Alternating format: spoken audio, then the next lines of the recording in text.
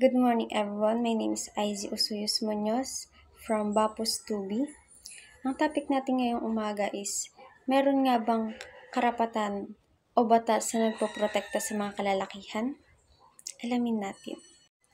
Una-una sa lahat, hindi lang naman kababaihan ang pwedeng magkaroon ng batas na pangprotekta sa kanilang sarili, kundi may karapatan din ang mga kalalakihan na magkaroon ng batas nang sa ganun maproteksyonan nila ang kanilang mga sarili.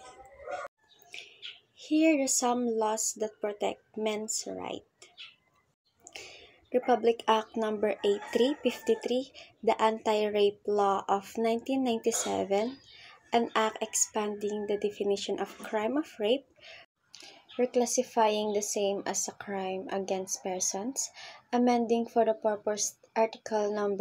3815, amending otherwise known as the Revised Penal Code, and for other purposes.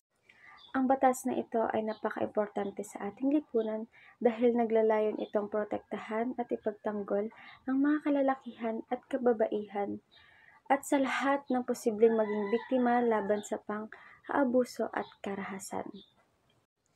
At nagbibigay ng karampatang parusa para sa mga gumagawa nito. Sa pamamagitan ng pagtatakda ng malinaw na batas, nagkakaroon ng deterrent effect upang pigilan ang mga taong may balak na gumawa ng krimen na ito.